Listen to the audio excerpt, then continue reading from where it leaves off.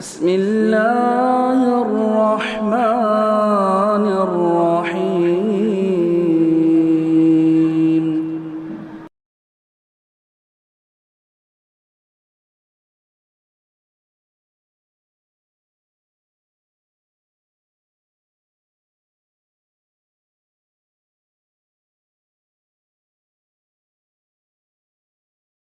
الحمدللہ رب العالمین والصلاة والسلام علی سید المرسلین وعلی آلہ وصحبہ اجمعین ومن تبعہم بإحسان الی یوم الدین. اعوذ باللہ من الشیطان الرجیم. بسم اللہ الرحمن الرحیم. الحمدللہ الذی انزل علی عبدہ الکتاب ولم یجعل لہ عوجا. محترم حاضرین، پہلے تو گزارش ہے کہ جو اہل عذر نہیں ہیں پیچھے کی طرف تشریف فرما ہیں اور اس مجلس میں کسی طرح سے شریک ہیں، وہ سمٹ جائیں، قریب آ جائیں، لوگوں سے مل کر بیٹھیں. یہ نبی کریم صلی اللہ علیہ وسلم کی تعلیم کا حصہ ہے. آج ہمارے سامنے قرآن کی جس صورت پر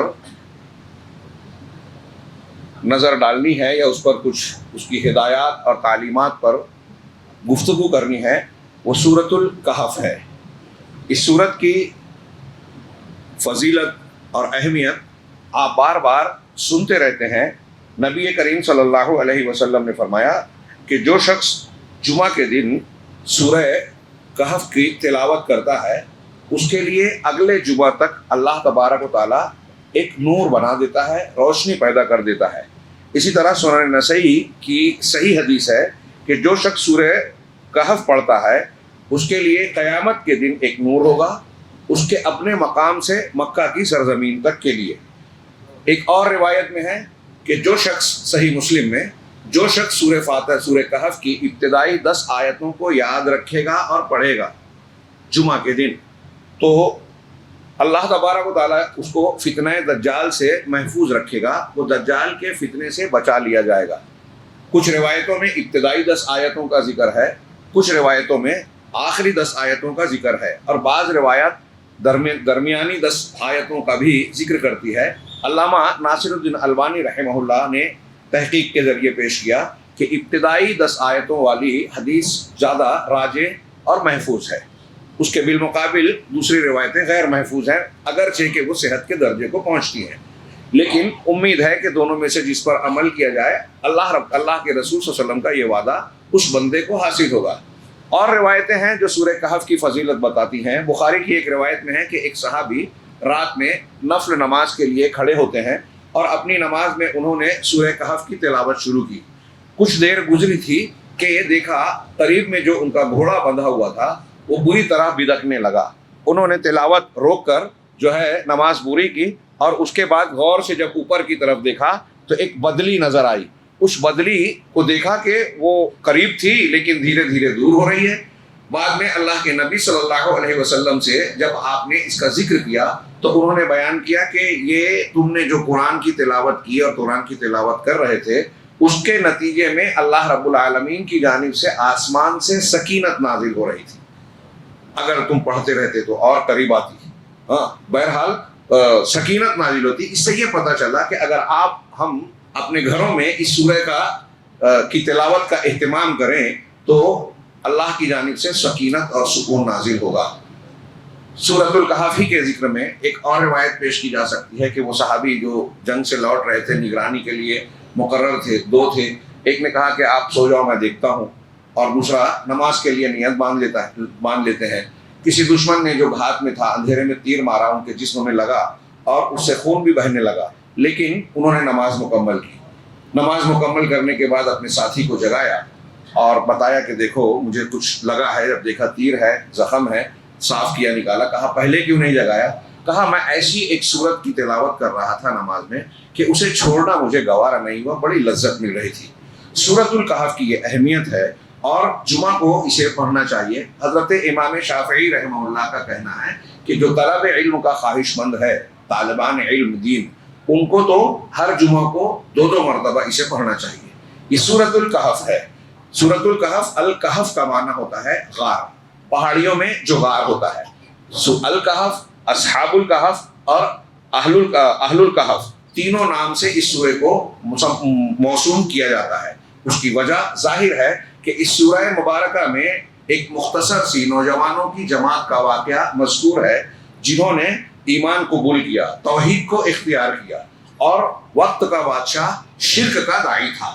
جب ان کی توحید کا اور توحید کی دعوت کا پتہ اسے چلا تو اس نے انہیں دربار میں بلوایا اور ان سے پوچھا، ان سے سوال و جواب کیا، ناراض ہوا، تھوڑا موقع ملا تو یہ اس بادشاہ، اس کے درباریوں اور قوم سے بچنے کے لیے، اپنے آپ کو بچانے کے لیے پہاڑ کے ایک غار میں پناہ لیتے ہیں اور ان کے ساتھ ان کا کتا ہوتا ہے۔ اصحاب کہف کو اللہ رب العالمین ایک لمبی نیند دیتا ہے۔ قرآن کے بیان کے مطابق 309 سال تک، اگر کیا ہے 30 میں وزدادو 9، قرآن نے کہا کہ 300 سال اور کچھ لوگ 9 کو زیادہ کرتے ہیں، تو علماء نے کہا کہ اگر شمسی سال سے، سورج والے کیلنڈر سے آپ اس کو دیکھیں گے تو 300 سال بنتا ہے، اور چاند والے کیلنڈر سے دیکھیں گے تو 309 سال بنتا ہے۔ اس میں، اس واقعے میں بڑی عبرت کا سامان ہے کہ ایک جماعت جو چھوٹی سی ہے، کمزور ہے اور بادشاہ کے مذہب کے خلاف ہے، بادشاہ کی نظر میں آ چکے ہیں، انہوں نے اپنے دین کو نہیں چھوڑا، اپنے آپ کو دین کے ساتھ، عقیدے کے ساتھ بچانے کے لیے غار میں پناہ لی، اور اللہ رب العالمین نے ان کی مدد کی۔ مدد ایک ایسے طریقے سے جس کو اصطلاح میں ہمارے یہاں کرامت کہا جاتا ہے۔ ایک لمبی نیند دی اور جاگنے کے بعد انہیں اس کا احساس بھی نہیں تھا کہ ہم اتنے سالوں تک سوتے رہے۔ ان کے ساتھ ساتھ ان کا کتا بھی تھا، وہ بھی اتنی لمبی نیند میں تھا۔ یہ بھی لوگوں نے ایک عبرت کی چیز بیان کی کہ دیکھیے، کتا مکلف نہیں ہے، لیکن نیک لوگوں کے ساتھ کتا ہونے کی وجہ سے اللہ نے جب ان پر کرامت کے طور پر لمبی نیند طاری کی تو اس کتے کو بھی اچھا حصہ ملا۔ نیک لوگوں کی صحبت میں اچھا پھل اور اچھا نتیجہ ہی ملتا ہے۔ صحبت صالح کا یہ ایک بہترین نتیجہ اور نمونہ ہمارے سامنے سورۃ الکہف میں ملتا ہے۔ تو یہ اصحاب کہف جو ہیں، انہوں نے توحید کو اختیار کیا۔ یہ کب کا واقعہ ہے؟ کچھ لوگ کہتے ہیں کہ یہ عیسائی اور نصرانی مذہب کا دور تھا، لیکن بعض لوگوں کا کہنا ہے کہ یہ حضرت عیسیٰ علیہ السلام سے بھی پہلے کا واقعہ ہے، اور اس بادشاہ جو بادشاہ تھا اس کا نام دقیانوس ہے۔ آج کل ہمارے یہاں بولتے ہیں نا کہ یہ دقیانوسی خیال ہے، یہ اسی بادشاہ کی طرف نسبت کر کے یہ مقصود ہوتا ہے بیان کرنا کہ بہت پرانا یہ خیال ہے۔ تو اسی واقعے کا تذکرہ اس سورہ مبارکہ میں دیا گیا ہے، اور اس واقعے کا اس سورت سے، اس اعتبار سے بھی بہت اہم تعلق ہے کہ اس سورہ مبارکہ میں آپ غور کریں۔ ابھی ہمارے سامنے جو کتاب ہے، اس کا محوری عنوان جو موضوع ہے، اگر دیگر بہت کئی متعدد واقعات اور بیانات ہیں ان میں آپ غور کریں گے تو اس دنیا میں ہم کو اور آپ کو، انسانوں کو جو مختلف قسم کے فتنوں کا سامنا کرنا پڑتا ہے، ان کا تذکرہ ہے، ان سے بچنے کی تعلیم ہے۔ اور ان سارے فتنوں میں سب سے بڑا فتنہ عقیدے کا فتنہ ہے، یعنی ایسا فتنہ جس سے ہمارا عقیدہ ڈگمگا جائے، بگڑ جائے، خراب ہو جائے۔ ان نوجوانوں نے فتیتن کا لفظ قرآن نے استعمال کیا، انہم فتیتن آمنوا بربہم وزدناہم ہدی۔ یہ نوجوانوں کی ایک چھوٹی سی جماعت تھی۔ یہ جو وزن ہے، اس سے جمع قلت ظاہر ہوتی ہے، اندازہ کیا جاتا ہے کہ یہ 9 یا 9 سے بھی کم لوگ تھے۔ ہاں، یہ چھوٹی سی جماعت تھی نوجوانوں کی۔ آج ہمارے نوجوان موبائل میں، گپ شپ میں، دنیا داری میں، غیر ضروری اور فضولیات میں اپنا وقت گنواتے ہیں۔ یہ بھی نوجوان تھے، بادشاہ وقت کے مذہب کے سامنے ڈٹ گئے۔ چھوٹی سی تعداد تھی، شکوہ شکایت نہیں کیا کہ اس کے پاس طاقت ہے، ہم تو کمزور ہیں، ہم تو ایسے ہیں، تو ان کے مذہب میں گھل مل جائیں، اپنا ایمان بیچ دیویں۔ نہیں، اپنے ایمان پر ڈٹے رہے، اور اس کے بعد ایمان بچانے کے لیے اور ساتھ ساتھ جان بچانے کے لیے ایک غار میں پناہ لیتے ہیں۔ اللہ کی مدد ملتی ہے۔ اگر ہم استقامت میں رہے امتحان کی حالت میں تو اللہ بچائے گا۔ انہوں نے اپنا دین بچایا، دین کے فتنے سے، شرک میں مبتلا ہونے سے اپنے آپ کو بچانے کی کوشش کی اور کامیاب کوشش کی، اللہ کی مدد ملی۔ تو اس میں گویا بنیادی عنوان اس سورہ کا جو محوری عنوان ہے وہ فتنوں سے بچاؤ، مختلف قسم کے فتنوں سے بچاؤ۔ اب سورہ مبارکہ میں آپ دیکھیں تو نمبر 1 انہوں نے ذکر کیا کہ سب سے پہلے دین کا فتنہ۔ ان نوجوانوں نے ظالم بادشاہ سے بھاگ کر ایک غار میں پناہ لی اپنے دین کو بچانے کے لیے، اور اللہ رب العالمین نے ان کی مدد کی۔ ام حسبت ان اصحاب الکہف والرقیم کانوا من آیاتنا عجبا۔ یہ اللہ رب العالمین کی عجیب نشانیوں میں سے ہے۔ یہاں کرامت، جس کو ہم کرامت کہتے ہیں، اس کا بھی ذکر قرآن سے ثابت ہوتا ہے. کچھ منکرین حدیث کہتے ہیں کہ یہ معجزہ کرامت کا رد کرتے ہیں. انبیاء پر اس کے ہاتھوں جو اللہ کی طرف سے ظاہر ہوتا ہے وہ معجزہ ہے، اور نبیوں کے علاوہ جو نیک صالح بندوں کے ہاتھوں پر ظاہر ہوتا ہے وہ کرامت. یہ بات کی اصطلاح ہے. قرآن میں کرامت اور معجزے کا لفظ اس معنی میں استعمال نہیں ہوا. اس کے لیے آیت، بینہ، سلطان وغیرہ کے الفاظ استعمال ہوئے ہیں، اور یہ زیادہ بلیغ ہے. اور میں نے اس سے پہلے ذکر کیا تھا کئی مرتبہ کہ معجزہ اور کرامت کسی کے ہاتھ پہ اگر ظاہر ہو رہا ہے تو یہ اس بات کی دلیل نہیں ہے کہ صاحب معجزہ، صاحب کرامت کے اندر انسانوں سے ہٹ کر یا بڑھ کر کوئی طاقت ہے. یہ اللہ کی قدرت اور اللہ کی مشیت سے ہی واقع ہوتی ہے. اللہ جس کے ہاتھ پر چاہے گا، جب چاہے گا، تب کرامت کا یا معجزے کا اظہار ہوتا ہے. انبیاء کرام قرآن میں بار بار گزرا، پیچھے میں نے بیان کیا کہ انبیاء کرام سے معجزات کا مطالبہ کیا گیا تو کہہ دیا کہ یہ جواب کئی جگہ کئی مرتبہ دیا کہ یہ ہمارے اختیار میں نہیں ہے. اللہ رب العالمین کی طاقت اور قوت ہے. موسیٰ علیہ السلام کے جادوگروں نے جب حضرت موسیٰ نے اپنی لاٹھی ڈالی، اژدہا بن کر ان کی لاٹھی رسیوں کو نگل لیا، تو یہ نہیں کہا کہ یہ موسیٰ کی طاقت ہے، موسیٰ علیہ السلام کی، بلکہ کہا کہ آمنا برب موسیٰ و ہارون، ہم موسیٰ اور ہارون کے رب پر ایمان لائے. مطلب انہوں نے یہ قبول کیا کہ موسیٰ کے ہاتھ سے جو چیز ظاہر ہو رہی ہے وہ موسیٰ علیہ السلام کی طاقت نہیں ہے، وہ تو انسان ہے ہماری طرح. ہم بھی سیکھ سکتے ہیں اگر ان کے پاس کوئی کرتب کرشمہ ہوتا. یہ کوئی دنیا کا کرتب کرشمہ جادو نہیں ہے، یہ اللہ کی قدرت کا نمونہ ہے، اور یہ اللہ کی ہی شان ہے جو ایسا معاملہ ہو سکتا ہے. کوئی انسان، کوئی جادوگر کوئی ایسا نہیں کر سکتا. تو موسیٰ علیہ السلام کے ہاتھ پر دیکھا، ایمان لایا اللہ پہ. گویا یہ کلیئر ہے کہ اگر کوئی کرامت معجزہ ظاہر کر رہا ہے تو یہ اس کے اچھے ہونے کی دلیل ہے، اس کے اللہ ہونے کی دلیل نہیں ہے. اس بات کی دلیل نہیں ہے کہ آپ اللہ کو چھوڑ کر اس کے سامنے جھکیں، اس سے دعا مانگیں، اس کو مشکل کشا، حاجت روا، غریب نواز اور فلاں نام دے دیں. اللہ کا کام اسے سونپ دیں. یہ اچھی طرح ذہن میں رہنا چاہیے. اور اس میں یہ اصحاب کہف نبی نہیں تھے، لیکن ان کو غیر خرق عادت چیز کا اظہار اللہ نے کیا. اس سے معلوم ہوا کہ کرامت ہوتی ہے اور یہ اللہ رب العالمین کی مشیت سے ساتھ جڑی ہوتی ہے. دوسرا سبب کہ میں نے جو کہا کہ اگر اچھی صحبت ہوتی ہے تو جس کے ساتھ آپ ہیں، آپ کو اس کے اچھے ہونے کا جو اجر، ثواب یا برکتیں ملتی ہیں، ایک ساتھ رہنے والے کو بھی ملتا ہے. اس آیت، اس واقعے میں کتا جو مکلف نہیں ہے اسے بھی کرامت کا حصہ مل گیا. دوسری چیز، دین کی عصمت، فتنے سے دین کو بچانا، صالح صحبت، آخرت کو یاد کرنا، قرآن کی تلاوت اور اس میں غور و فکر کرنا. اللہ تبارک و تعالیٰ نے اگر یہ تعلیم دی ہے کہ آپ اور ہم اگر اپنے آپ کو فتنے سے بچانا چاہتے ہیں، اپنے دین کی حفاظت کرنا چاہتے ہیں، سب سے قیمتی دولت ہے، کرنا بھی چاہیے، ہوشیار رہنا چاہیے. اور ایسے دور میں آج ہر طرف سے ہمارے دین پہ حملہ ہو رہا ہے. میں بار بار تذکرہ کرتا ہوں، جہاں جہاں سے ہم سوچ نہیں سکتے، اقتصادی نظریات سے، بینکنگ سسٹم سے، اس کے علاوہ تعلیم سے، جو ہمارے ہاں اسکولوں کالجوں میں نصاب تعلیم پڑھائے جاتے ہیں وہاں سے، میڈیا سے، فلموں سے، ٹی وی چینل سے، ویب سائٹ سے، موبائل کے مختلف ایسے جو منورنجن کی چیزیں ہیں، اسپورٹس سے، کپڑوں سے، کپڑوں پہ جو چیزیں چھاپی جاتی ہیں، اور نئے نئے مذاہب سے، انسانیت، فلاں نئے نئے مذہب، نئے نئے نظریات. پھر ہمارے درمیان ایسے لوگوں کو بھیج کر، پیدا کر کے، جو حدیثوں کا انکار کرتے ہیں، صحابہ کرام پہ تنقید کرتے ہیں، کسی غیر نبی کو نبی بنانے کا دعویٰ کرتے ہیں. ہمارے درمیان ایسے لوگوں کو لانچ کیا جاتا ہے اور ہمارے نوجوان لائک کرنے لگتے ہیں.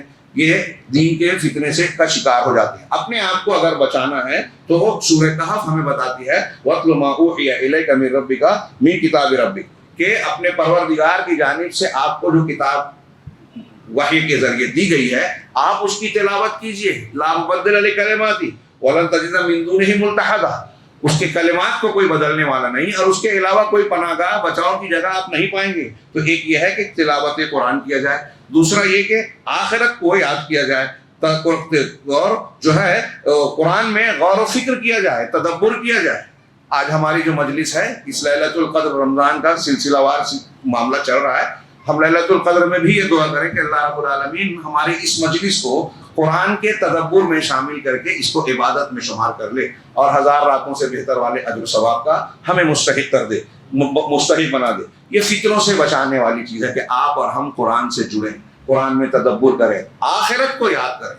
اس سے اخلاص آتا ہے، اللہ کا ڈر آتا ہے. جب اللہ کا ڈر اور اخلاص ہوگا، جب قرآن کی تلاوت ہوگی تو صحیح علم اور ہدایت ملے گی. آدمی ادھر ادھر جانے سے ڈرے گا, خوف کھائے گا کہ کسی بھی دھوکہ دینے والے کے دھوکے میں نہیں آنا چاہیے. اسی طریقے سے اس سورہ میں صحبت کے بارے میں جو دوسری تعلیم آیت بیان کی گئی ہے, بڑی شاندار اور جاندار تعلیم ہے. اللہ رب العالمین نے اپنے نبی سے خطاب کر کے کہا وَاصْبِرْ نَفْسَكَ مَعَ الَّذِينَ يَدْعُونَ رَبَّهُمْ بِالْغَدَاةِ وَالْعَشِيِّ. اپنے آپ کو ان لوگوں کے ساتھ روکے رکھیے جو صبح و شام اللہ کا کو پکارتے ہیں, اللہ کی عبادت کرتے ہیں, پکارتے ہیں. یریدون وجہا, اللہ کی وجہ, اللہ کی خوشنودی چاہتے ہیں. جو نیک ہیں, عبادت گزار ہیں, متقی پرہیزگار ہیں, آپ اپنے آپ کو ان کے ساتھ رکھیے. وَلَا تَعْدُ عَيْنَاكَ عَنْهُمْ, اور ان سے اپنی نگاہوں کو آگے مت کیجیے, ہٹائیے مت. تُرِيدُ زِينَةَ الْحَيَاةِ الدُّنْيَا, دنیا کی زیب و زینت کو, دنیاوی زندگی کی زیب و زینت کو چاہتے ہوئے. نیک لوگ سیدھے سادے نظر آتے ہیں, کمزور نظر آتے ہیں, غریب نظر آتے ہیں. امام صاحب, مؤذن صاحب, فلاں صاحب, مولوی صاحب, یہ کمزور دکھ رہے ہیں. اور جو آدمی سودی لین دین کر رہا ہے, گلیمر کی دنیا میں ہے, موسیقی, گانا بجانا, فلمیں, اشتہار وہ کرتا ہے, وہ گاڑیوں میں دکھ رہا ہے, بنگلے میں دکھ رہا ہے, ان کی طرف سے نگاہ ہٹا کے وہاں نگاہ مت ڈالنا. تريد زینت الحیات الدنیا, دنیا کی دنیاوی زندگی کی زیب و زینت کو دیکھتے ہوئے. ولا تطع من اغفلنا قلبه عن ذکرنا واتبع هواه. یہ علامہ ابن قیم وغیرہ نے اس کی لمبی تفسیر لکھی ہے, میں یہاں صرف ترجمہ کر رہا ہوں. غور سے اس کو جا کے پڑھیے گا, غور کیجیے گا کہ اس شخص کی بات کو نہیں ماننا, اس کے پیچھے نہیں چلنا, اس کی اطاعت نہیں کرنا جس کا دل ہمارے ذکر سے غافل ہے اور وہ اپنی خواہشات کے پیچھے چلتا ہے. اب یہ دنیا داروں کا معاملہ ہو یا دین کے نام پر آنے والی ایسی شخصیات ہوں جو آپ کو جس کی تقریر بہت اچھی لگتی ہے, جس کو آپ بہت لائک کر رہے ہیں, لیکن وہ روحانیت سے آری ہے اور اپنی خواہشات کی پیروی کر رہا ہے, قرآن حدیث کی بجائے کوئی دوسری تعلیم پیش کر رہا ہے, اپنی رائے, اپنی عقل, اپنا دماغ پیش کر رہا ہے. ایسے لوگوں کے پیچھے نہیں چلنا. قرآن کہہ رہا ہے ولا تطع من, اگر یہ تعلیم سیکھ جائے نا ہمارے نوجوان, تو یہ جو نئے نئے فتنے لانچ کیے جاتے ہیں ان فتنوں کو فروغ نہیں ملے گا. اس کو سنو مت, پڑھو مت, فارورڈ مت کرو, مر جائیں گے یہ فتنے. لیکن کیا ہم یہ قرآن کی اس تعلیم کو ماننے والے ہیں کہ ایسے لوگوں کی بات سننا ہی نہیں ہے جو دین سے غافل ہے؟ آپ دیکھیے جس کی بات کو آپ ماننے جا رہے ہیں اس کے اندر اخلاص ہے کیا؟ وہ اللہ سے ڈرتا ہے کہ نہیں ڈرتا ہے؟ وہ اللہ رب العالمین کے حکموں کا خیال اپنی زندگی میں کرتا ہے کہ نہیں کرتا ہے؟ یہ اس بات کی دلیل ہوگی, اگر ایسا آدمی آپ نے چوائس کیا, منتخب کیا, تو اس بات کی دلیل ہوگی کہ وہ آدمی سکھا ہے جانتے بوجھتے ہم کو غلط بات نہیں بتائے گا. یہ اللہ رب العالمین کے فرمان کی بلاغت میں بہت ہلکی مختصر سی باتیں بیان کر رہا ہوں. اور وہ اپنی خواہش کی پیروی, اس کی باتوں کو جانچیے کہ وہ جو بات کہہ رہا ہے قرآن کے مطابق ہے, صحیح عقیدہ ہے. اگر اس کی دو چار باتیں بھی آپ کو ایسی نظر آئے جو قرآن کے خلاف ہیں, عقیدے کے خلاف ہے, توحید کے خلاف ہے, تو اس کی اطاعت نہیں کرنا ہے. اب ہمارے یہاں فلاں ڈاکٹر, فلاں دانشور, فلاں علامہ, ان کی بات آپ کو پتہ چلی کہ وہ وحدت الوجود کی حقوق کو مانتے ہیں, جو شرک ہے, کفر ہے, فلاں چیز کی جو بدعت کی ہے اس کی تائید کرتے ہیں, خارجیت ہے ان کے عقیدے میں, باطنیت ہے ان کے عقیدے میں, بدعتیوں کی تائید کرتے ہیں اور اہل حق کی مخالفت کرتے ہیں. ایسا معلوم پڑ گیا آپ کو, اس کو چھوڑ دیجیے. قرآن کی اس آیت کے معنی میں یہ شامل ہے, میں جہاں تک سمجھتا ہوں. وَلَا تُطِعْ مَنْ أَغْفَلْنَا قَلْبَهُ عَنْ ذِكْرِنَا وَاتَّبَعَ هَوَاهُ وَكَانَ أَمْرُهُ فُرُطًا, اور اس کا معاملہ جو ہے حد سے بڑھا ہوا ہے. وَقُلِ الْحَقُّ مِنْ رَبِّكُمْ, اور یہ کہو کہ حق تمہارے پروردگار کی جانب سے ہے. یہ قرآن, یہ دین حق. فَمَنْ شَاءَ فَلْيُؤْمِنْ وَمَنْ شَاءَ فَلْيَكْفُرْ, تو جو چاہے ایمان لائے, جو چاہے کفر کرے. زور زبردستی نہیں ہے, مگر آپ جو اختیار کریں گے اس کا نتیجہ بھگتنے کے لیے تیار رہیے گا کہ اس کے نتیجے بالکل صاف ہیں. اللہ نے آگے فرمایا اِنَّا أَعْتَدْنَا لِلظَّالِمِينَ نَارًا. اب کافر اگر آپ بننا چاہتے ہو, قرآن سننے کی فرصت نہیں ہے, ہدایت کو سمجھنے اور جاننے کا ٹائم نہیں ہے, جو بیان کر رہا ہے دین کے نام پہ اختیار کر لیا, ایمان نہیں, کفر بھی چلے گا, شرک بھی چلے گا, سب کو اپنے اپنے مسلک پر چلنے دو. اللہ کے رسول نے کہا 73 میں سے 72 جہنم پہ جائیں گے. ہم یہ کہہ رہے ہیں نہیں سب ٹھیک ہے اپنے اپنی جگہ پر. آپ کہہ رہے ہیں کہ ایک صحیح ہوگا سب غلط ہوں گے, ہم کہہ رہے ہیں سب صحیح ہے. اور جو غلط جائے گا جہنم کے راستے پہ. جہنم کیسی ہے, دل دہل جائے. قرآن کے ایک جگہ بھی اگر ہم غور سے پڑھ لیں, یہاں اس آیت کو بھی دیکھیے, اللہ نے کہا اِنَّا أَعْتَدْنَا لِلْكَافِرِينَ نَارًا, اگر کفر اختیار کر رہے ہو، انکار کی روش پہ ہو، تو یاد رکھو ہم نے کافروں کے لیے جہنم کو تیار کر رکھا ہے.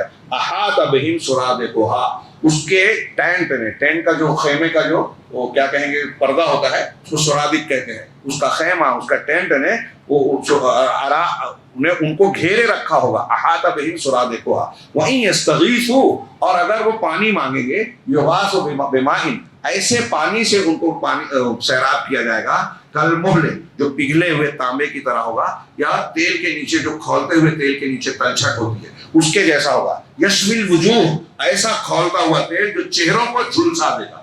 وساعت مرتفقہ، اور یہ کتنی بری آرام کی جگہ ہے، ٹھکانہ ہے. یہ اللہ رب العالمین نے آپ کو اختیار دینے کے بعد نتیجہ بتایا اور ڈرایا ہے اس کلام پاک میں. آگے اس سورہ مبارکہ میں مال کے فطرے کا بھی بیان ہے ایک قصے کی شکل میں، کہ دو لوگ تھے. وَاضْرِبْ لَهُم مَثَلَ الرَّجُلَيْنِ جَعَلْنَا لِأَحَدِهِمَا جَنَّتَيْنِ مِنْ أَعْنَابٍ وَحَفَفْنَاهُمَا بِنَخْلٍ، کہ آپ دو آدمیوں کی مثال اور قصہ بیان کیجیے لوگوں سے، جن میں سے ایک کو اللہ نے کہا کہ ہم نے 2 باغ دیا تھا جس میں انگور تھے اور اس کو گھیرے ہوئے تھے کھجوروں کے درخت، ان کے درمیان سے نہریں جاری تھی. اور وہ یہ سمجھ رہا تھا ما اظن ان تبید هذه ابدا وما اظن الساعه قائمه. وہ جو باغ والا تھا اس کا قول نقل کیا قرآن نے کہ وہ سمجھنے لگا کہ یہ جو باغ ہے میرا یہ کبھی ہلاک تباہ برباد نہیں ہوگا اور نہ ہی قیامت قائم ہوگی. تو اس نے سمجھایا کہ کیا تو تیرے پروردگار نے جو تجھ کو نعمت دی ہے اس کا انکار کر رہا ہے، اس کے ساتھ شرک کر رہا ہے، آخرت پر ایمان نہیں رکھتا. ہو سکتا ہے کہ تیرا یہ باغ اور تیرا یہ جو تیری دولت ہے یہ اللہ کا کوئی عذاب ہے، یہ تباہ ہو جائے اور تو اپنے افسوس کفِ افسوس ملتا رہ جائے. اور آج تو دیکھ رہا ہے کہ میرے پاس نہیں ہے، مجھے اللہ تعالیٰ باغ دے سکتا ہے. تو اس نے کہا کہ میں نہیں سمجھتا کہ ایسا کچھ ہوگا، یہ تباہ ہوگا، یہ ہمیشہ رہے گا، اور میں یہ نہیں سمجھتا قیامت قائم ہوگی، اور اگر قیامت ہوگی بھی تو اللہ تعالیٰ مجھ کو وہاں بھی بہت دے گا. مال کا فتنہ ایسا ہوتا ہے جس کو مال ملتا ہے تو ایک بہت بڑی غلط فہمی جہاں میں ذکر کر رہا ہوں کہ وہ یہ سمجھتا ہے، شیطان اس کو یہ پاٹھ پڑھاتا ہے، سبق دیتا ہے کہ جب تم کو اتنی دولت ملی ہے اس کا مطلب یہ ہوا کہ اللہ تم کو بہت چاہتا ہے، پسند کرتا ہے. کوئی بھی نعمت ملتی ہے تو انسان کو یہ غلط فہمی ہوتی ہے کہ اللہ کی محبت کا نتیجہ ہے.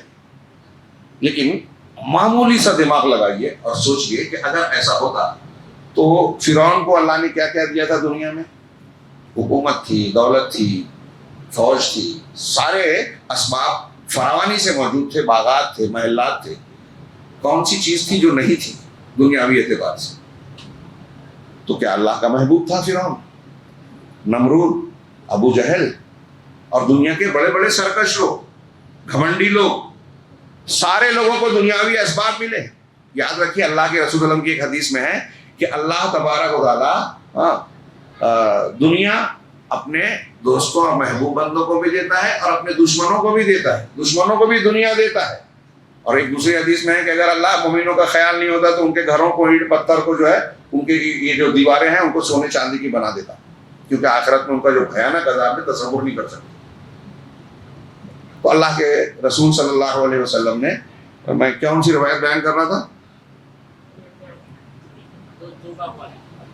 نہیں، یہ ابھی اس روایت سے پہلے کہ ہاں اللہ تبارک و تعالیٰ انسان اپنے دشمنوں کو بھی جو ہے دنیا دیتا ہے، لیکن جن کو پسند کرتا ہے ان کو دین دیتا ہے. دنیا دے نہ دے بھی سکتا ہے، نہیں بھی دے گا اس کی حکمت کے مطابق، لیکن دین جن کو دیتا ہے وہ اللہ کے محبوب ہے. من یرید اللہ بہ خیرا یفقہہ فی الدین. ایک صحیح حدیث ہے کہ جس کے ساتھ اللہ خیر چاہتا ہے دین کی سمجھ دے دیتا ہے. اس کا الٹا معنی یہ ہوا کہ جس کے ساتھ خیر نہیں چاہتا اس کو دین کی سمجھ سے محروم کرتا ہے، محروم رکھتا ہے. تو مال کا فتنہ ایسا ہے کہ آدمی کو جب مال ملتا ہے تو وہ اللہ سے، آخرت سے غافل ہوتا ہے اور اپنے آپ کو بہت اتم سمجھتا ہے، اونچا سمجھتا ہے، اور یہ سمجھتا ہے کہ مجھ کو دنیا میں مال ملا ہے مطلب اللہ مجھے پسند کرتا ہے، تبھی تو مجھے نعمتیں ملی ہیں. کبھی کبھی مال عذاب ہوتا ہے. کئی جگہ اللہ نے کہا کہ ہم نے ان کو مال میں یہ اضافہ اس لیے کیا کہ وہ اپنی غفلتوں میں اور بڑھ جائیں، یہاں تک کہ جب بالکل غفلت کے شکار ہو گئے اللہ کا عذاب نے آ کر اچانک انہیں پکڑ لیا. یہ جن کو حکومت ملی ہے، جن کو طاقت ملی ہے، وہ ایسی ہی غلط فہمیوں کا شکار ہو کے ظلم میں اور زیادہ جرأت جری ہوتے چلے جاتے ہیں۔ تو اس پورے واقعے کو آپ پڑھیے، آخر میں ہے کہ اللہ تبارک و تعالیٰ نے کیا اللہ نے اس پر خصمان، اللہ کا عذاب آیا، فاصبح، اور اس کا باغ برباد ہو گیا، فاصبح يقلب كفيه على ما انفق فيها وهي خاوية على عروشها، کہ وہ اپنی ہتھیلیوں کو ملنے لگا، اور جو مال اس پہ خرچ کیا تھا باغ پر، اس کی بربادی کا جو ہے ماتم کرنے لگا، اور کہنے لگے کاش میں اللہ کے ساتھ، اپنے رب کے ساتھ شرک نہیں کرتا۔ یہ ایک مثال ہے مال کے فتنے کی، کہ مال کے چکر میں آ کے آدمی نے اپنے آپ کو، اپنے دین کو برباد کر لیا۔ اسی طرح اس فتنے کا ذکر کرنے کے بعد اللہ تبارک و تعالیٰ نے مال کے فتنے سے بچنے کے لیے تدبیر دی، تعلیم دی۔ چنانچہ ارشاد فرمایا کہ وَاضْرِبْ لَهُم مَثَلَ الْحَيَاةِ الدُّنْيَا، ان کے لیے دنیا کی زندگی کی مثال بیان کیجیے۔ جس جو دنیا ہم جی رہے ہیں، جس میں ہم بڑی بڑی خواہشات رکھتے ہیں، کما کر بہت خوش ہوتے ہیں، کچھ پراپرٹی اور یہ بنا لیں اپنے بچوں کے لیے، یہ چھوڑ دیں اور وہ چھوڑ دیں۔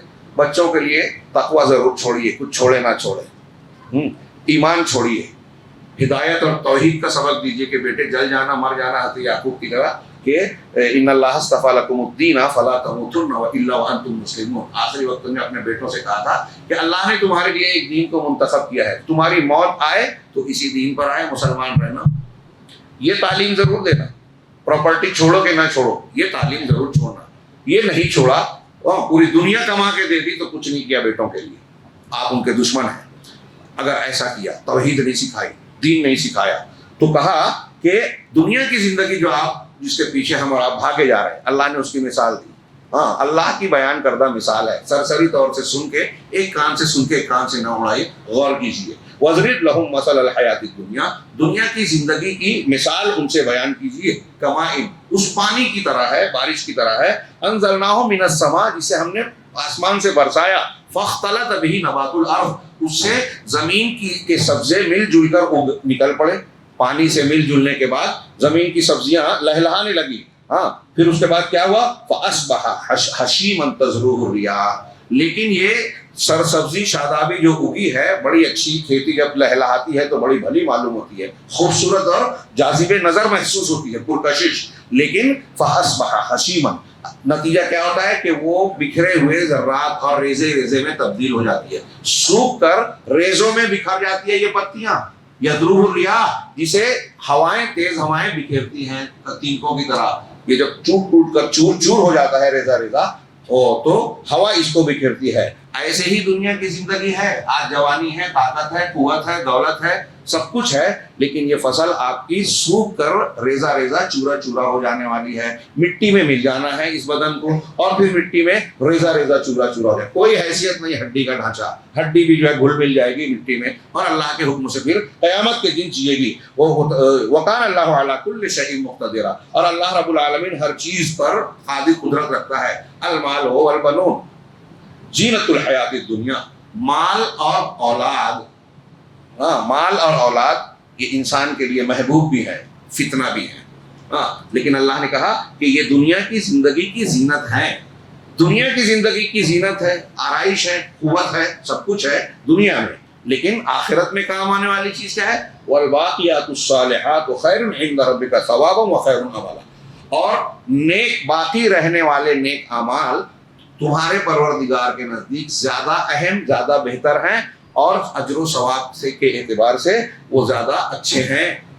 باقیات الصالحات، نیکیاں، خیرات، صدقات، باقیات الصالحات، ایک حدیث میں ہے کہ سبحان اللہ، الحمدللہ، اللہ اکبر، لا الہ الا اللہ، یہ کلمات الباقیات الصالحات ہیں۔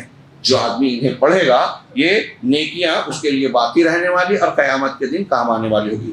اس میں، اس سورہ مبارکہ میں دیکھیے دین کا فتنہ، اس سے بچنے کا طریقہ، دین کے فتنے میں اپنے عقیدے کو کیسے بچائیں، اصحاب کہف کے واقعے کی ضمن میں، اور ایک دو آیتوں کی طرف میں نے اشارہ کیا۔ دوسرا مال کا فتنہ، اب تیسرے نمبر پر علم کا فتنہ، علم کا فتنہ۔ اس میں حضرت موسیٰ علیہ السلام اور حضرت خضر کا واقعہ نقل کیا گیا ہے لمبا۔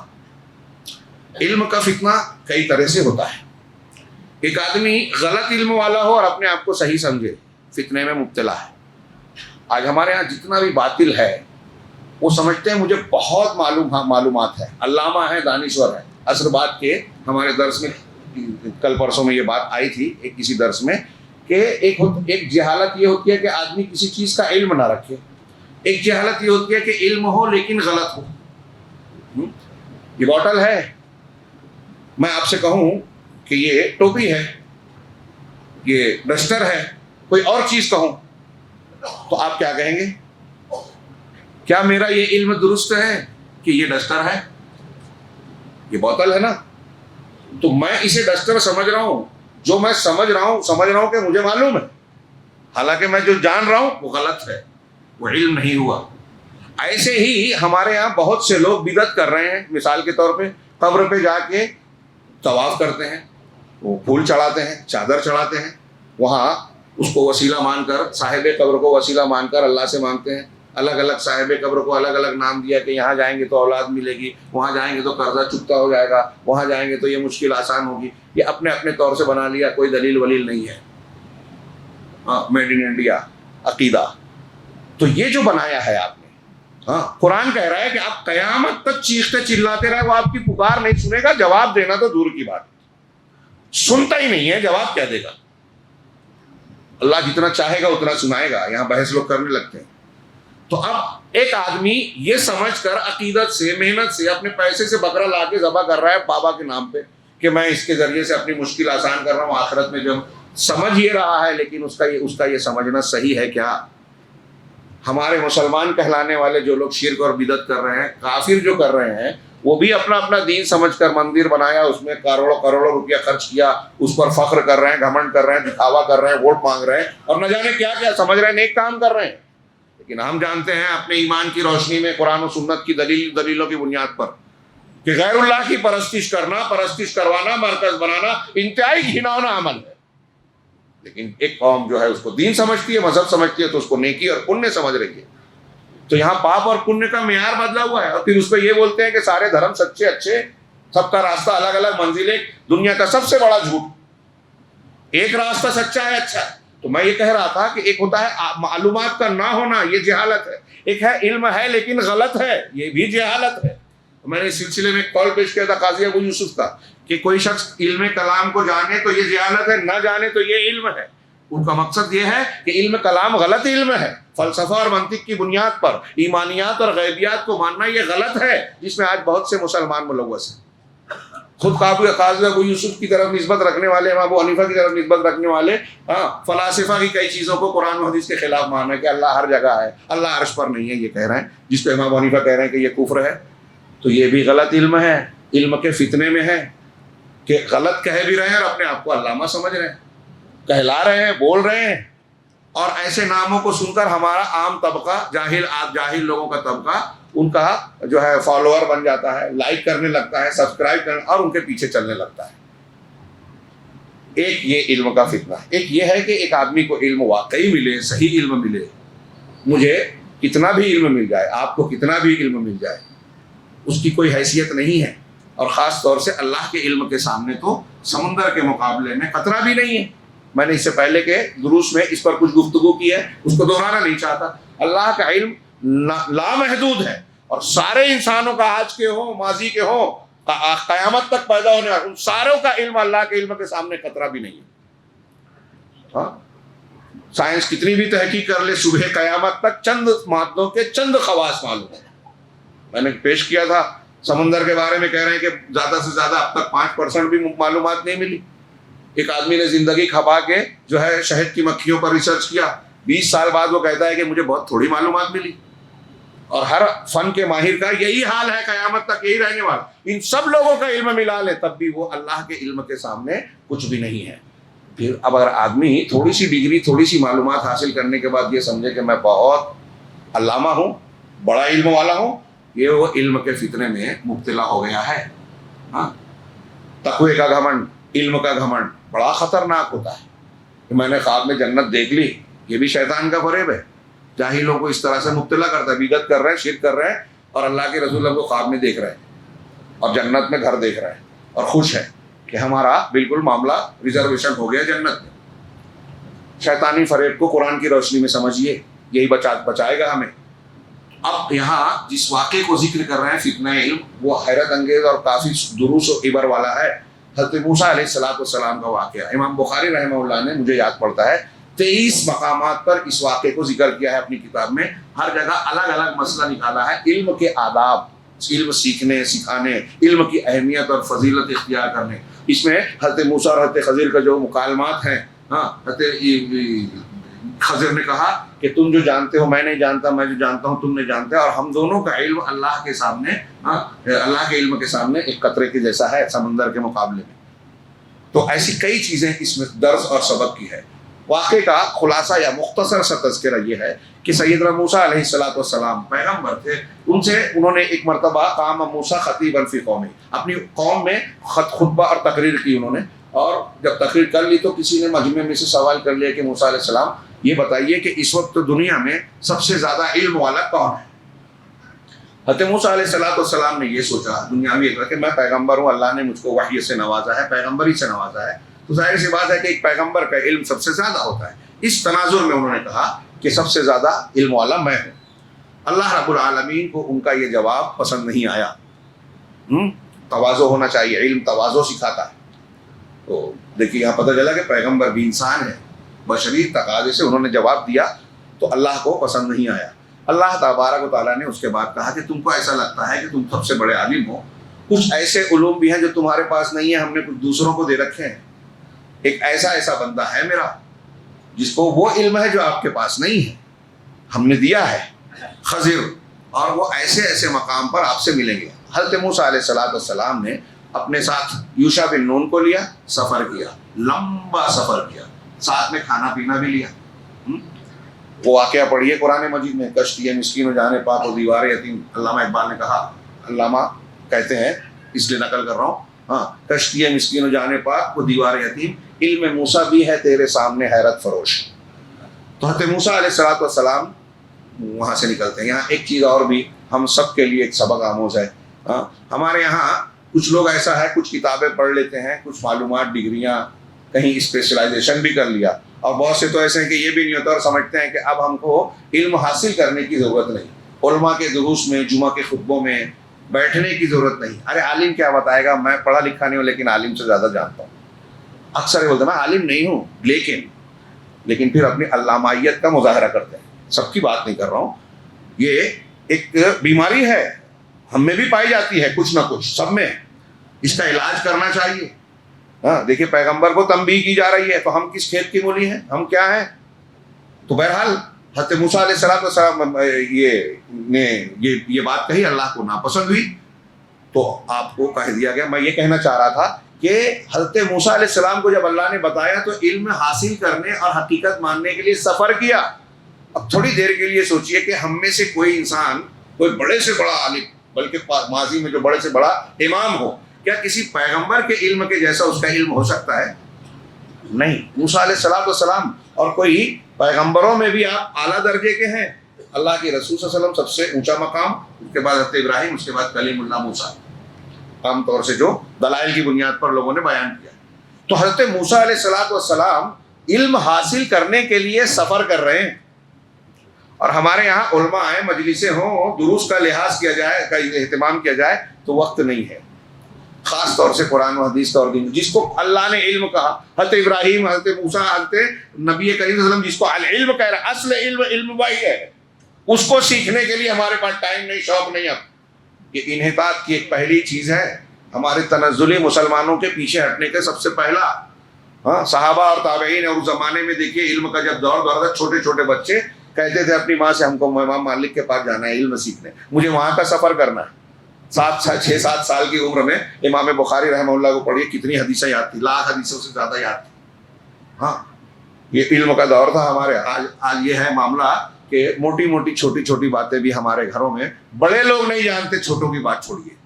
تو حضرت موسیٰ علیہ السلام علم سیکھنے جا رہے ہیں، ہم میں سے کون اتنا بڑا ہے اور ہمارا شوق اس کے مقابلے میں کیا ہے؟ یہ جا رہے ہیں، سفر کر رہے ہیں، ہم اپنے گھروں میں، اپنے شہر میں علم کا یہ ذوق نہیں رکھتے کہ صاحب علم ہے تو اس سے استفادہ کیا جائے، قرآن و حدیث کا علم حاصل کیا جائے۔ یہ غور کیجیے، یہاں یہ بھی پتہ چلا کہ علم صاحب علم سے سیکھا جاتا ہے۔ جب یہ معلوم ہو جائے کہ وہ صاحب علم ہے، قابل استفادہ ہے اس سے سیکھا جاتا ہے. جس کے پاس علم ہے ہی نہیں, جو خود ہی عالم نہیں ہے, جو خود ہی جو ہے ادھر ادھر بھٹک جاتا ہے, اس سے سیکھنا اپنے آپ کو دھوکے میں ڈالنا ہے, خطرے میں ڈالنا ہے. چنانچہ حضرت موسیٰ علیہ السلام گئے, وَإِذْ قَالَ مُوسَىٰ لِفَتَاهُ لَا أَبْرَحُ حَتَّىٰ أَبْلُغَ مَجْمَعَ الْبَحْرَيْنِ أَوْ أَمْضِيَ حُقُبًا. یہ پورا واقعہ پڑھیے. ہاں, پھر راستے میں ایک جگہ قیام کرتے ہیں, آگے بڑھتے ہیں, کہتے ہیں لاؤ لقد لقینا من سفرنا ھذا نصبا, ہم کو اس سفر میں تھکن آ گئی, کھانا جو مچھلی تھی لاؤ. کہا نہیں ہم جہاں دریا کے کنارے رکے تھے وہاں پانی میں مچھلی چلی گئی اور راستہ بن گیا. ایک عجیب واقعہ ہوا. کہا وہی جگہ تو ہم کو چاہیے تھی, وہیں تو ہم کو اللہ کا وہ بندہ ملنے والا ہے جس سے ملنا ہے.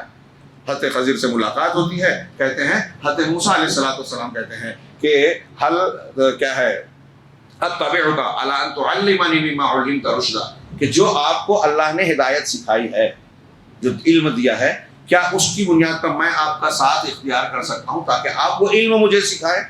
تو انہوں نے کہا انک لن تستطیع معی صبرا, آپ میرے ساتھ صبر کی طاقت نہیں رکھتے. اس میں بہت ساری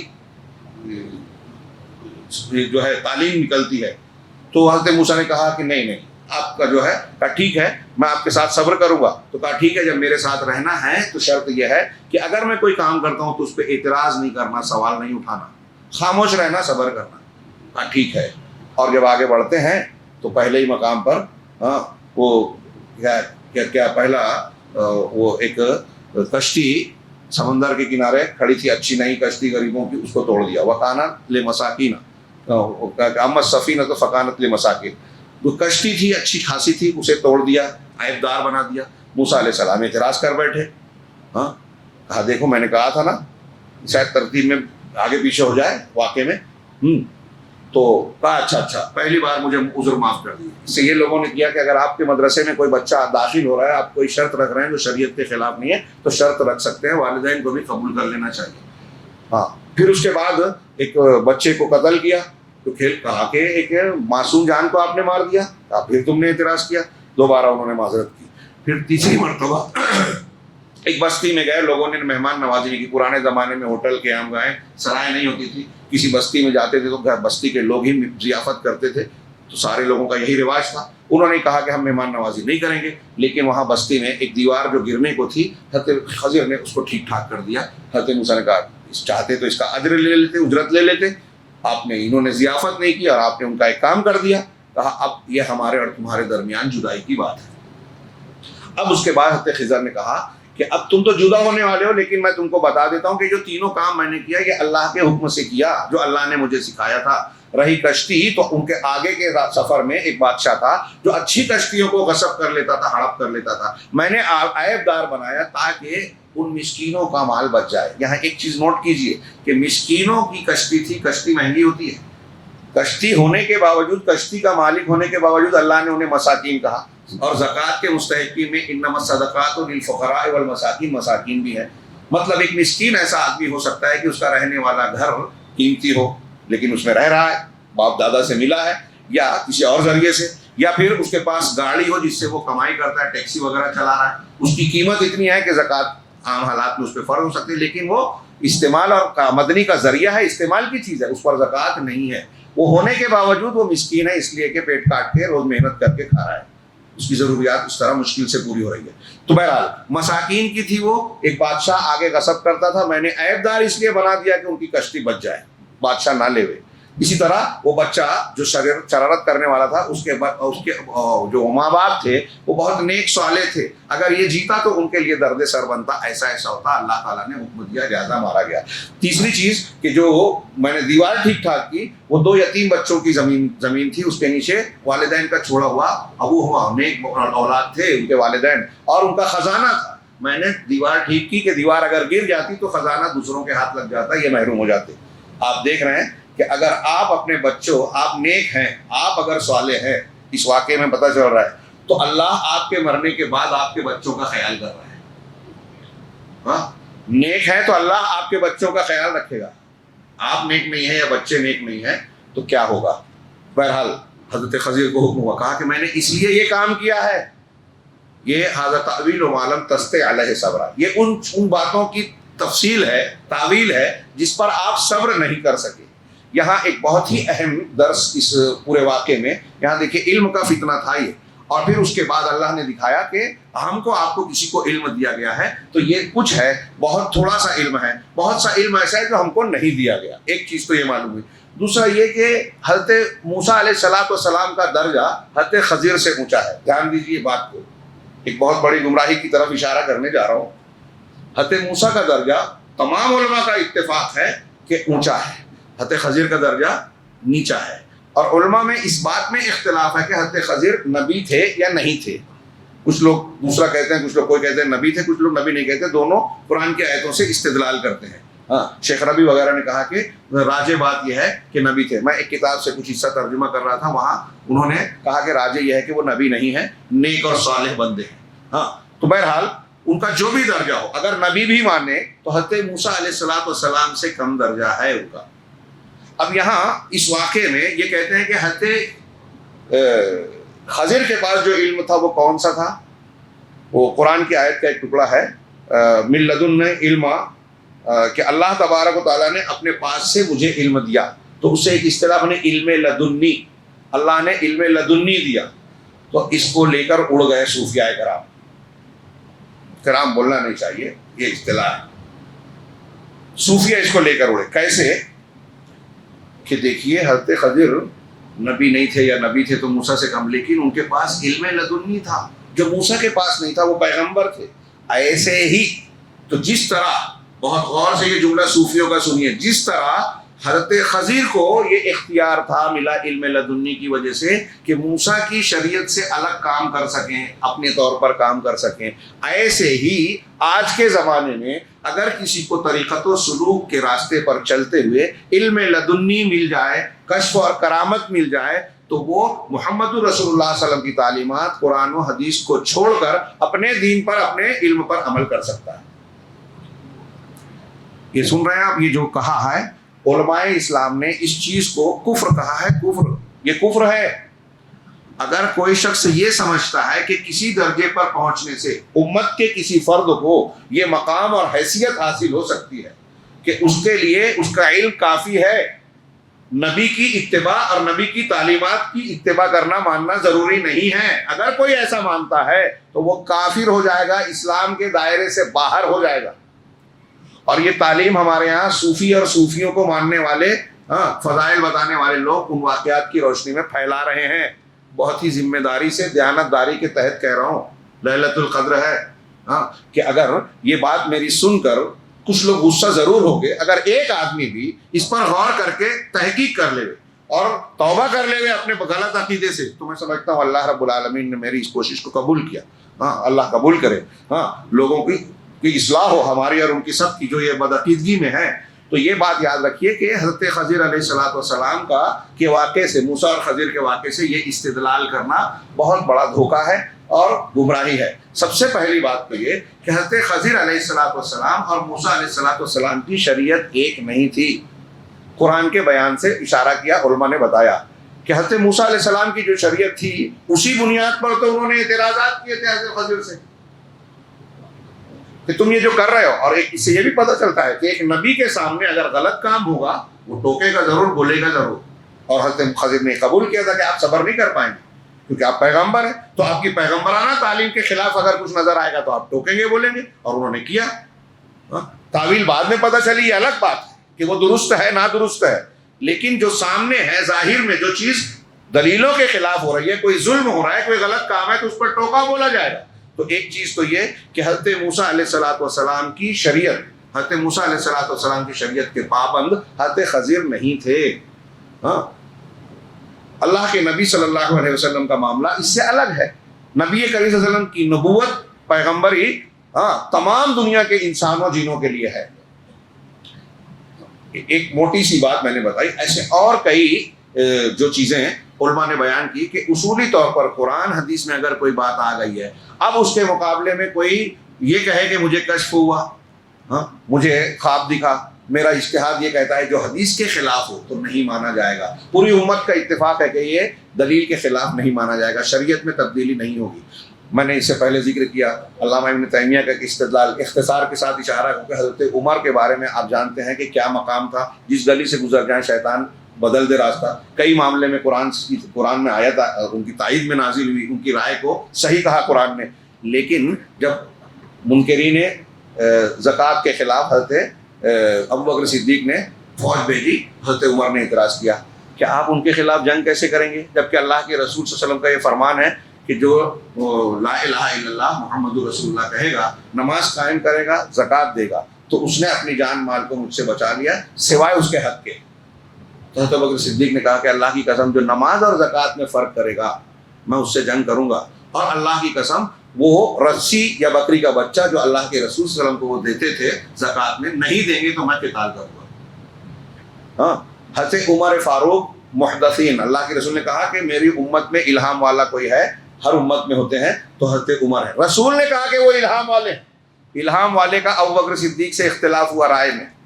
حضرت عمر, اسی حدیث میں بخاری مسلم میں پڑھیے, حضرت عمر کہتے ہیں کہ ابو بکر صدیق اپنے موقف پر ڈٹے رہے یہاں تک کہ حتی شرح اللہ صدری فعرفت انہ علی الحق, اللہ نے میرے سینے کو کھول دیا اور میں نے یہ جان لیا کہ ابو بکر صحیح موقف پر ہے, حق پر ہے.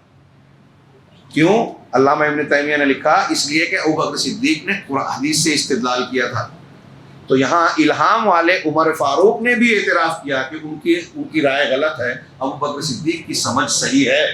معلوم یہ ہوا کہ جس کے بارے میں رسول نے کہا کہ ان کو الہام ہوتا ہے, قرآن نے کئی معاملے میں ان کی تائید کی, اگر ان کی بات بھی حدیث کے سے ہٹ جائے تو وہ خود قبول کرتے کہ میری رائے غلط ہے.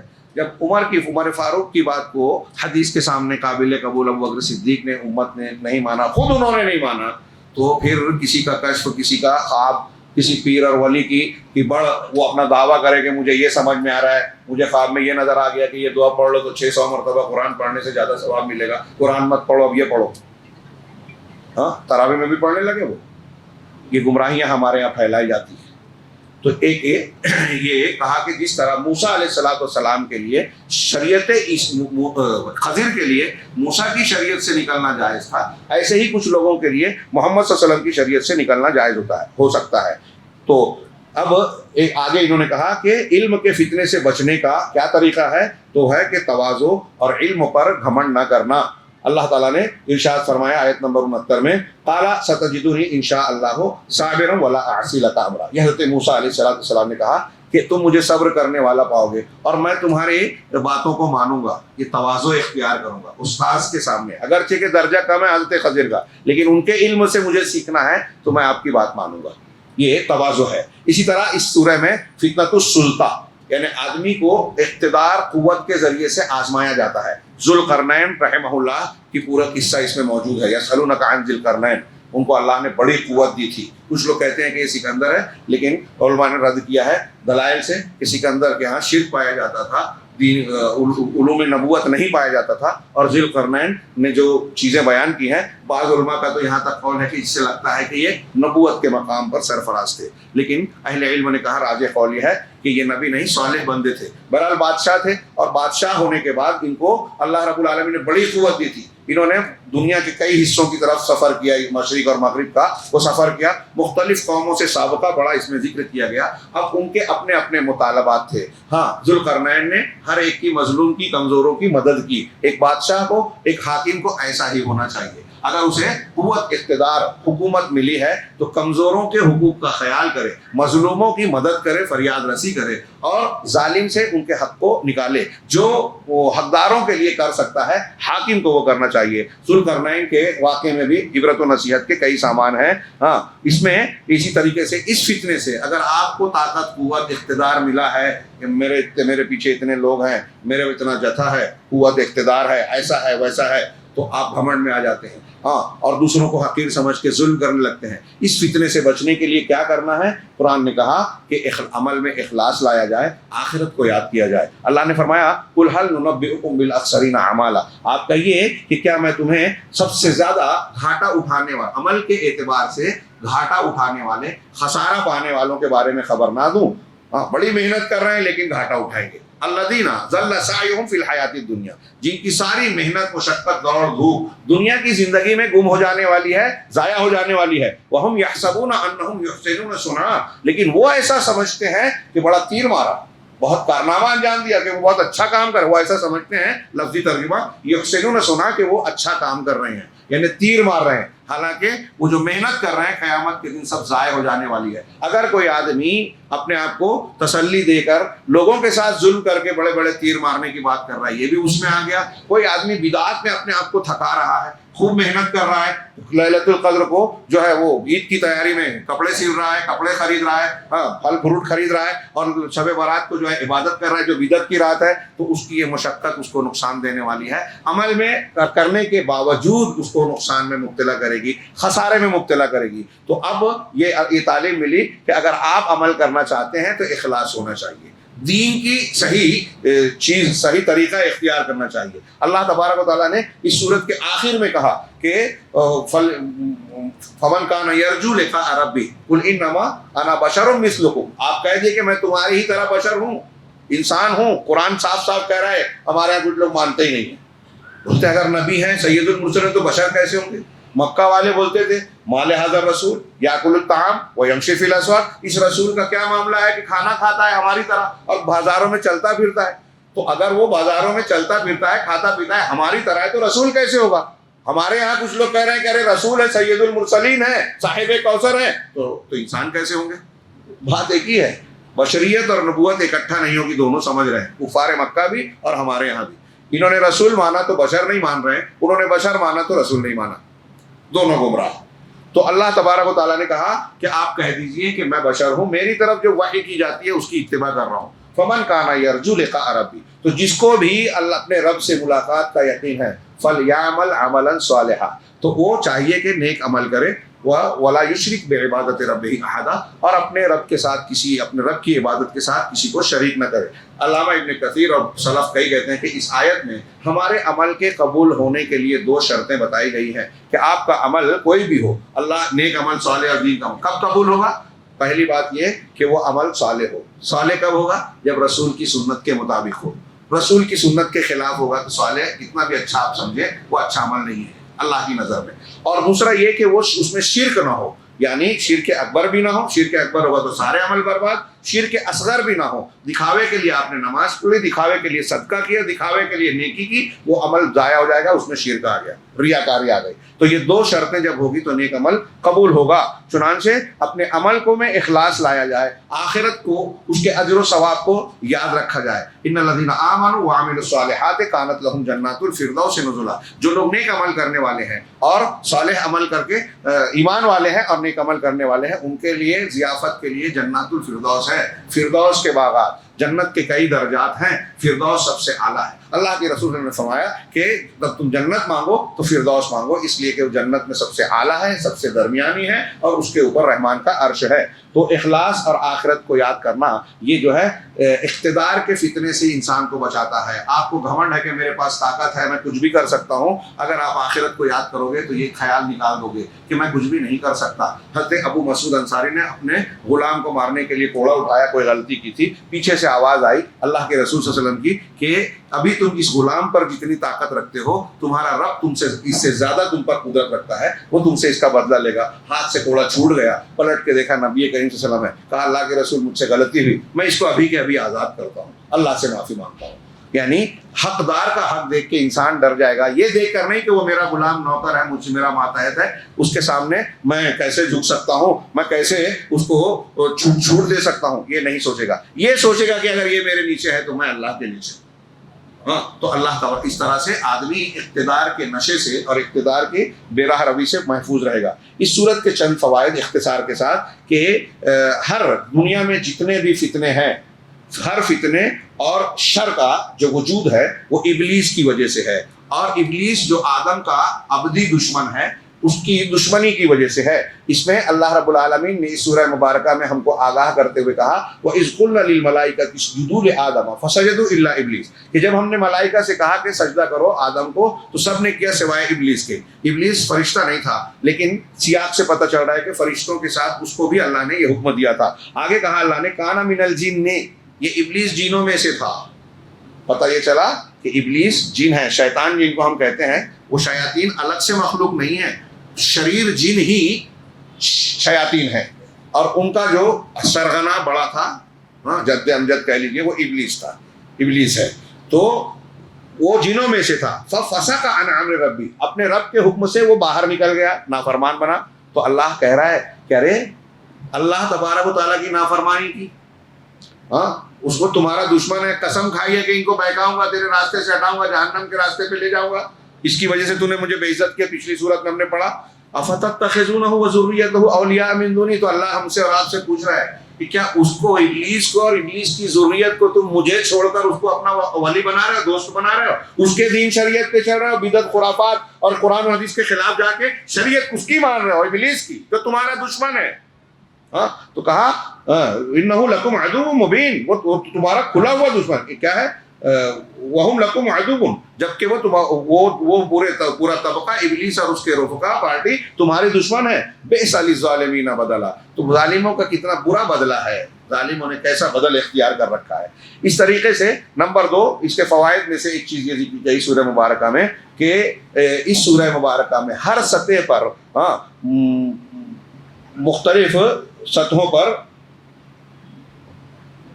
دعوت دی گئی ہے کہ آپ ہر مقام پر جو ہے دعوت حق دیں اور اپنے آپ کو فتنوں سے بچائیں. تو پہلا دیکھیے کہ نوجوانوں کا معاملہ، جو اپنے بادشاہ کو دعوت دینے کی تعلیم دی گئی ہے، نوجوان جو اپنی بستی کے بادشاہ کو جو ہے دعوت دے رہے ہیں، پھر آخر میں غار میں پناہ لیتے ہیں. دعوت دی، اس کو قبول نہیں کیا، بھاگ کھڑے ہوئے.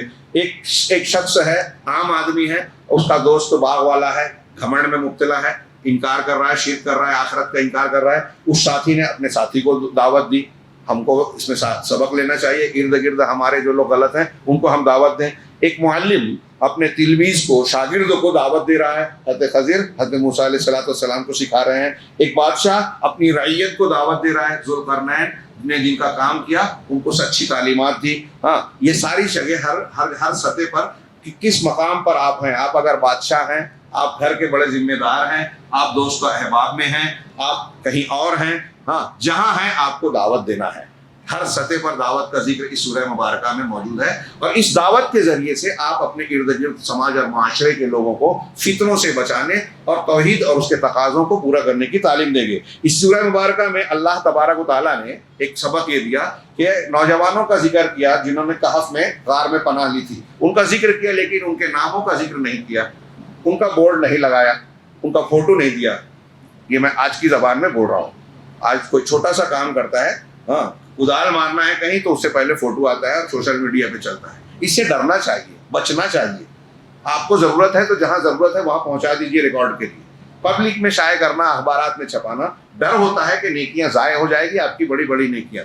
تو کہہ رہے ہیں کہ یہ نوجوانوں کے ناموں کا اللہ نے ذکر نہیں کیا، لیکن ان کے عمل کو ہمیشگی دے دی. قیامت تک قرآن جب تک پڑھا جائے گا، اصحاب کہف کے اس عمل کو، قربانی کو، انہوں نے اپنے گھر بار کو چھوڑا، عقیدہ بچانے کے لیے جو ہے علیحدگی اختیار کی، چھپ چھپا کے زندگی گزاری، ایک لمبی نیند لی. اس کے بعد جاگے تو دنیا بدل چکی ہے، گھر بار بدل چکا ہے، وقت کی بادشاہت بھی جو ہے وہ اسلام پر آ چکی ہے.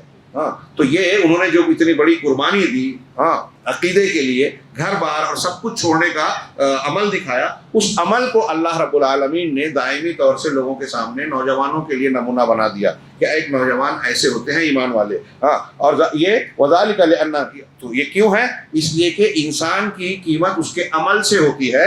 ہاں نام میں، شکل میں، حسب نسب میں اس کی قیمت نہیں ہوتی کہ میرے ابا تو ایسے تھے، میرا خاندان ایسا ہے، اور مجھے تو فلاں جو ہے ایوارڈ ملا تھا. آپ کا نام، آپ کی شکل صورت، آپ کی شہرت معنی نہیں رکھتی، آپ کا عمل معنی رکھتا ہے. اصحاب کہف کے عمل کو ذکر کیا. اللہ تبارک و تعالیٰ نے اس سورہ مبارکہ میں کہا وَإِذْ قُلْنَا لِلْمَلَائِكَةِ اسْجُدُوا لِآدَمَ إِلَّا إِبْلِيسَ، فَسَجَدُوا إِلَّا إِبْلِيسَ كَانَ مِنَ الْجِنِّ. یہ آیت جو ابھی ہم نے پڑھی، اس میں شیخ نے کہا کہ اللہ کی جانب سے بڑا لطیف خطاب ہے، انہیں ڈانٹ پھٹکار ہے لیکن لطف و کرم کے ساتھ. ہمارے لیے لطافت کے ساتھ اللہ نے ڈانٹا ہے ہم کو. کیسے؟ کہہ رہے ہیں کہ میں نے ابلیس سے کیوں دشمنی مول لے لی. اللہ رب العالمین کا کچھ بگاڑنے والا نہیں ہے. بیان کا اندازہ علامہ ابن قیم کی بات ہے کہ ابلیس اللہ کا عبادت گزار تھا، کیوں اللہ کے دربار سے بھگایا گیا یا اللہ تعالیٰ کا مخالف ہو گیا؟ اس لیے کہ اللہ تعالیٰ نے کہا تھا ابلیس کو کہ آدم کو سجدہ کر. آدم کو سجدہ کرنے کا حکم دیا اور اس نے نہیں مانا، اس کو یہ غلط لگا. اس لیے دشمنی ہو گئی اللہ کی، اللہ سے اس نے دشمنی مول لی ابلیس نے. تو جس آدم کے لیے اللہ کا نافرمان بنا ابلیس، وہی آدم کہہ رہے ہیں کہ اسی ابلیس کے لیے تم مرے جا رہے ہو. اللہ کی بات کو چھوڑ کر، قرآن کی بات کو چھوڑ کر، اس کی شریعت سے ہٹ کر تم ابلیس کی باتیں مانتے ہو، بدعت و خرافات کو مانتے ہو. علامہ ابن قیم کہہ رہے ہیں کہ کتنا لطیف اللہ کا عتاب ہے کہ جس کے لیے میں نے تمہارے لیے جس سے دشمنی لی، تم اس کے درمیان اس سے مصالحت کر رہے ہو، دوستی کاٹ رہے ہو.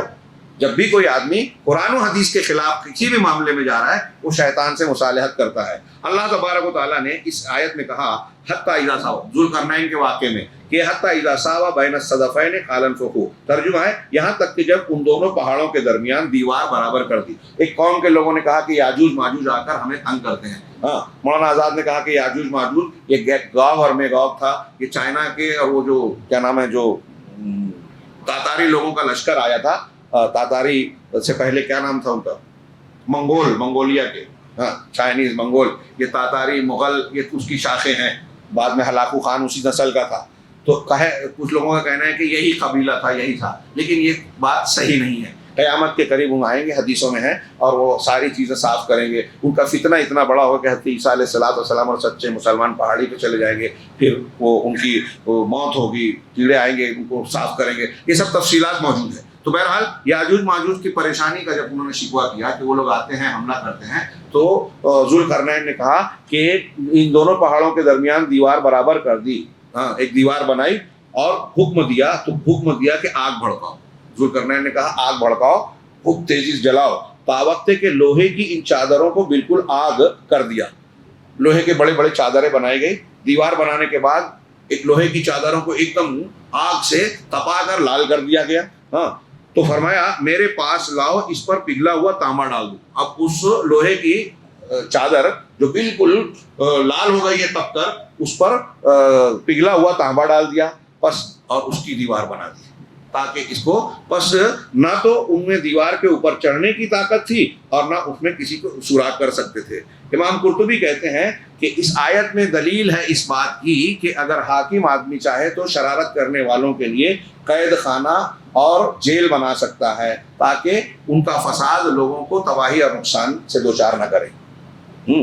اس آیت سے نکالا. اس سورہ مبارکہ میں جب اصحاب کہف کے بارے میں پتہ چلا اور پھر ان کی موت ہو گئی، ان کی قبریں وجود میں آئی، تو کچھ لوگوں نے کہا قال الذین غلبوا علی امرہم لنتخذن علیہم مسجدا.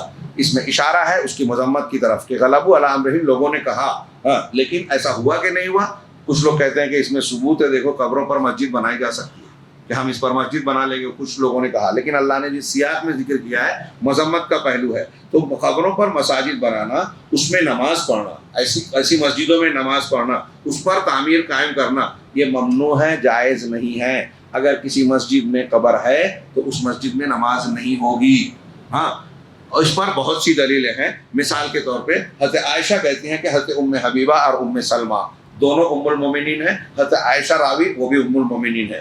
ان دونوں نے ذکر کیا کہ ان لوگوں نے حبشہ میں ایک کنیسہ چرچ دیکھا تھا جس میں تصویریں تھی. یہ سن کر اللہ کے رسول صلی اللہ علیہ وسلم نے فرمایا کہ ان اولئک اذا کان فیہم الرجل الصالح مات فماتا، کہ یہ ایسے لوگ تھے کہ ان میں اگر کوئی نیک آدمی ہوتا اور اس کی موت ہو جاتی، بنوا علی قبرہ مسجدا، تو اس کی قبر پر مسجد بنا لیتے. وصوروا تلک الصور، اور یہ تصویریں بھی بنا لیتے. اللہ کے رسول نے کہا اولئک شرار الخلق عند اللہ، یہ اللہ کے نزدیک قیامت کے دن یوم القیامہ، اللہ کے نزدیک قیامت کے دن سب سے بدترین لوگ ہوں گے، بدترین مخلوق ہوں گے ساری مخلوق میں. یہ صحیح مسلم کی روایت ہے. بخاری مسلم کی حدیثوں میں یہ بھی ہے کہ اللہ کی لعنت ہے یہود و نصارہ پر، انہوں نے اپنے انبیاء کی قبروں کو مسجد بنا لیا.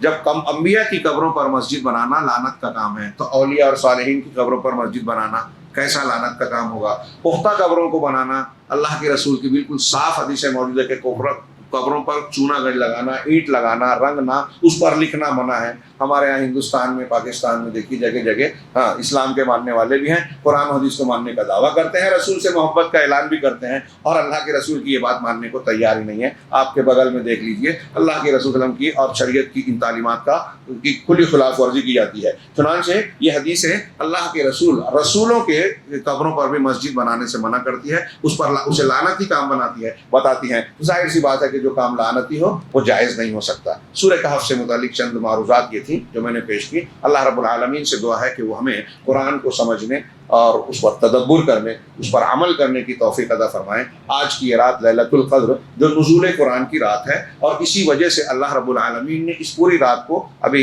عشاء کی نماز میں تلاوت کی گئی انا انزلناہ فی لیلۃ القدر، ہم نے اس قرآن کو قدر کی رات میں نازل کیا۔ اس قدر کی رات کی قدر کیجئے۔ وما ادراک ما لیلۃ القدر، لیلۃ القدر خیر من الف شہر۔ تمہیں کیا پتا یہ قدر کی رات کیا ہے؟ خیر من الف شہر، لیلۃ القدر خیر، یہ 1000 مہینوں سے زیادہ بہتر ہے۔ کیا مطلب؟ اس ایک رات میں اگر ہم کو صحیح عبادت، ایمان و احتساب شرط ہے، ایمان ہونا چاہیے، اجر و ثواب کی امید ہونی چاہیے، مطلب یہ کہ اخلاص ہو۔ اگر اس کے ساتھ ہم نے عبادت کی تو کیا ہے 1000 مہینوں سے زیادہ، یعنی لگ بھگ لوگوں نے بتایا 83 سال بنتا ہے۔ 83 سال جو ہماری عمر کا اوسط سے بھی زیادہ ہے۔ ایک رات اگر مل گئی سچے ڈھنگ سے، 83 سال سے زیادہ کا ثواب ملے گا۔ ہاں، لیلۃ القدر خیر من الف شہر تنزل الملائکۃ والروح، اس رات میں، اس شب مبارک میں ہاں ملائکہ، فرشتے اور جبریل اترتے ہیں۔ ہاں، تنزل الملائکۃ والروح فیہا باذن ربہم من کل امر، اس میں سارے معاملات اللہ کے حکم سے ہوتے ہیں۔ سلام، پوری کی پوری رات سلامتی والی ہوتی ہے۔ ہیا حتی مطلع الفجر، طلوع فجر تک یہ رات، اس کی قدر و قیمت کو پہچانے۔ امت محمدیہ کو خاص انعام دیا گیا۔ ہماری عمر کم ہو گئی لیکن اللہ نے ایسے مواقع دیے ہیں کہ عمر سے کئی گنا زیادہ کا اجر و ثواب اپنے دامن میں سمیٹ سکتے ہیں۔ بعض علماء نے ماضی میں لکھا کہ جب یہ رات آئے لیلۃ القدر تو آپ زیادہ سے زیادہ نیکی کرنے کی کوشش کریں۔ اگر آپ کے پاس نا تھوڑا ہی پیسہ ہے تو یہ سوچ کر کہ آپ 1 روپیہ، 5 روپیہ، 10 روپیہ کرتے ہیں تو سوچئے کہ 1000 مہینے سے زیادہ بہتر والے صدقہ و خیرات کے زمرے میں آ سکتے ہیں۔ 5 روپیے کا ثواب کتنا بڑھ سکتا ہے؟ آپ کے پاس جتنی طاقت ہے آپ صدقہ کر دیں، دعائیں کریں، قرآن کی تلاوت کریں، وقت کو ضائع نہ ہونے دیں، چند گپ شپ اور ان سے گریز کرتے ہوئے زیادہ سے زیادہ دعا، توبہ و استغفار، اللہ سے گڑ گڑا کے معافی مانگے۔ آپ کا کوئی رشتہ دار اگر روٹھا ہے تو فون کر کے خیریت دریافت کیجیے، تحفہ بھیج دیجیے، اس سے رشتہ جوڑ لیجیے، دعا قبول ہوگی اور اللہ رب العالمین کی بھی خوشی اس کی خوشی سے حاصل ہوگی۔ اور اس رات کی ایک خاص دعا میں نے جمعہ میں ذکر کی تھی، پھر ذکر کر رہا ہوں، خاص دعا بتائی، اللہم انک عفو تحب العفو فاعف عنی، اے اللہ تو معاف کرنے والا ہے، وہ معافی کو پسند کرتا ہے، مجھے معاف کر دے۔ عبدالرزاق بن عبد المحسن العباد حفظہ اللہ، سعودی عرب میں عقیدے کے استاذ ہیں، انہوں نے اس کی حکمت بیان کی کہ اس رات سے اس دعا کی کیا حکمت اور مناسبت ہے۔ تو انہوں نے کہا کہ یہ قدر کی رات ہے، سالانہ تقدیر اسی رات میں طے ہوتی ہے، 15 شعبان کو نہیں، جھوٹی بات ہے وہ۔ قدر کی رات قدر و منزلت کے معنی میں بھی ہے، تقدیر کے معنی میں بھی ہے۔ اس سال میں کون مرے گا، کہاں ولادت ہوگی، کس کا حادثہ ہوگا، کس کے ساتھ کیا معاملات ہوں گے، کون ترقی کرے گا، کاروبار میں برکت ملے گی، وغیرہ وغیرہ، یہ ساری چیز اللہ تبارک و تعالیٰ اس رات میں فرشتوں کے حوالے کرتا ہے، تقدیر کی، پورا سالانہ پروگرام، سالانہ تقدیر۔ تو جب اللہ سالانہ تقدیر ہم کو طے کر کے، ہماری طے کر کے فرشتوں کے حوالے کر رہا ہے تو ہم یہ دعا مانگے کہ میں بہت گنہگار ہوں، ہاں میں معافی کا مستحق ہوں، تو معاف کرنے والا ہے، معافی کو پسند کرتا ہے، مجھے معاف کر دے۔ جب معاف کرے گا تو اللہ رب العالمین ہم سے ناراض نہیں رہے گا، اور اگر ہم گنہگار ہیں، ناراض ہے اللہ، تو ناراضگی کی بنیاد پر سالانہ تقدیر میں سخت فیصلہ ہو سکتا ہے۔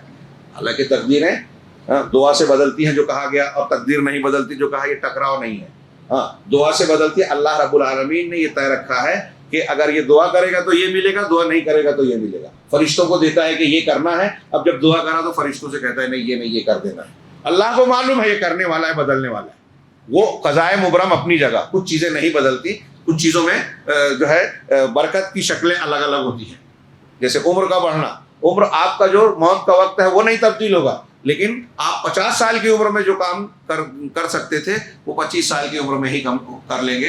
عمر میں برکت کی ایک شکل یہ بھی ہے۔ تو بہرحال اللہم انک عفو تحب العفو فاعف عنی نبی صلی اللہ علیہ وسلم کی دعا ہے جو اس رات سے بڑی مناسبت رکھتی ہے. ہم سب کو اس رات کی قدر اس طرح کرنا چاہیے کہ اخلاص کے ساتھ اللہ کے جناب میں گڑ گڑائیں، دعائیں مانگیں اپنے لیے، گھر بار کے لیے، اپنے زندہ مردہ رشتہ داروں کے لیے، اور خاص طور سے امت محمدیہ میں ان لوگوں کے لیے جو آج مظلوم ہیں، مظلومیت کی زندگی گزارنے پر مجبور ہیں، جہاں کہیں بم برس رہے ہیں، کہیں بھوک پیاس سے جوجھ رہے ہیں، کسی کا گھر توڑا جا رہا ہے، کسی کے گھر کے افراد کو قید و بند کا شکار بنایا جا رہا ہے. یہ ساری مصیبتیں اللہ رب العالمین ہی، جب ہمارے پاس کوئی طاقت نہیں ہے تو سب سے بڑا ہتھیار دعا ہے.